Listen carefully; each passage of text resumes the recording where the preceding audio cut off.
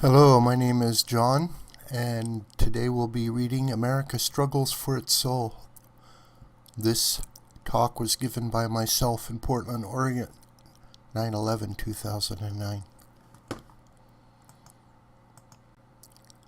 On September 11, 2001, 3,000 Americans died as a result of Islamic terrorist attacks on the World Trade Center. It was the anniversary of September 11, 1683, when the Ottoman Turks found themselves trying to overrun Europe and at the gates of Vienna in Central Europe. On September 17, 1939, World War II erupted when Poland found itself invaded by the Soviet Union under Stalin from the east and Nazi Germany under Adolf Hitler from the west. On September 17 of this week, President Obama decided to renege on the signed treaty which would have protected Poland and Czechoslovakia from long-range missiles by American missile defense. On the same day, Iran announces it has secured enough nuclear fissile material for a nuclear bomb and will perfect a delivery system capable of striking anywhere in Europe or America. On September 12, 2009, nearly 2 million Americans meet at the Washington Monument to protest the excesses of their government. On September 17, 1787, America declares the U.S. Constitution the law of the land, making September 17 of this year the 222nd anniversary. And on September 18, 1975, Reverend Sun Myung Moon declares in a speech at Madison Square Gardens that Jesus was not meant to die but was murdered by the religious and political leaders of the day. He declares that they did not know who Jesus was but were blinded by the letter of the law and their political ambitions. This after years of evangelism across America, where he had been warmly received, now rocks the Christian world and begins persecution of his small but potent unification church. And on September 18, 1976, he announces in a speech at Washington Monument the new future of Christianity and of America. At the very hour Reverend Moon rose from a trap door in the stage, Mao Zedong was laid in a coffin in communist China. The irony of history. All of these events are inextricably linked together. Why? Because Christianity and America have a deeper purpose beyond their own existence. As Dennis Prager noted at the time, liberalism once championed the separation of church and state, pluralism, open-mindedness, toleration, and personal freedom.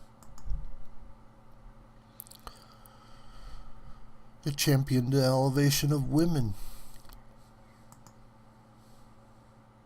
It elected a charismatic leader in John F. Kennedy who championed freedom against a rising tide of communist totalitarianism. He conducted the Berlin airlift and stood down the Soviet Union's attempt to arm Cuba with nuclear missiles.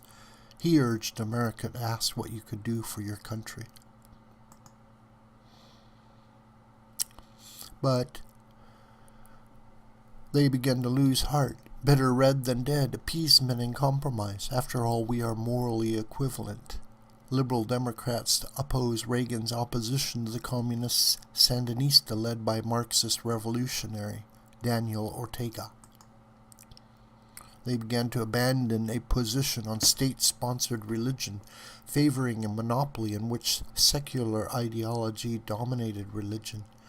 Religion is increasingly driven to a small private sphere. Universities institute politically correct speech, chilling freedom of thought and speech on campus. They support public funding of sex education and free condoms, but vehemently oppose a moment of silence or a clergyman invoking God's blessing. While once liberalism opposed segregation, believing skin color is not the measure of a person, Today, liberalism supports racial quotas in colleges, businesses, and government jobs. Liberalism has become a pejorative because their ideals have faded and power has become their objective. Today, a decade ideology of liberalism dominates America. It dominates the presidency, the Senate, and House of Representatives. It dominates the popular culture through Hollywood and television. It dominates the major news channels, ABC, CBS, CNN, and MSNBC. It dominates the major news dailies from the New York Times, Boston Globe, the Washington Post, as well as dozens of major city dailies across the nation. It dominates the news magazines and publishing houses. It dominates the teachers' unions and other government unions, which have become the heart and soul of the Democratic Party today. It dominates the great colleges and universities so much so that Democrats outnumber Republicans and independents combined in most fields of study by dozens to one.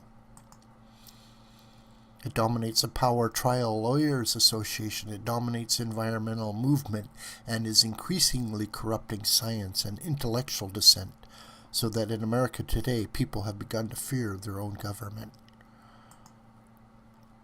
It dominates the great cities, Chicago, New York, San Francisco, as well as most other major cities which have become political machines that make Tammany Hall of New York of the 19th century look like amateurs. After Lyndon Johnson's Great Society, trillions of dollars have been squandered in the social programs to eradicate poverty. After all, it seems to any fair-minded observer that in the war on poverty, that poverty won and the poor remain. However, the government as the de facto father, the disintegration of the family among the poor has reached a level where whole communities have disintegrated. In the black community, for example, 70% of the children are illegitimate, children without fathers in the home. As a result, the jails are filled with young black men. Young boys need a father in the house to correctly understand authority and their responsibility.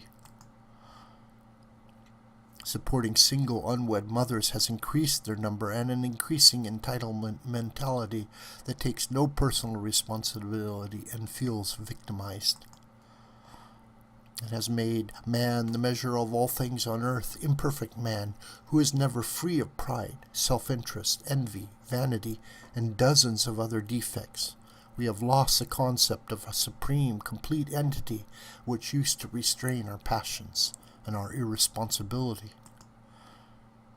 We have placed too much hope in politics and social reforms, only to find out that we are being deprived of our most precious possession, our spiritual life. But the fight for our planet, physical and spiritual, a fight of cosmic proportions, is not a vague matter of the future. It has already started. The forces of evil have begun their decisive offensive. Alexander Solzhenitsyn in the Harvard Address, A World Split Apart. These prophets from God, Solzhenitsyn from Russia and Reverend Moon from Korea, both of whom saw the devastation wreaked on their homeland by an evil ideology, have given prophetic warning from God. For myself, I was married in New York and in Madison Square Garden by Reverend Moon, who urged us to rally our country to remember God and return our families and our communities back to God.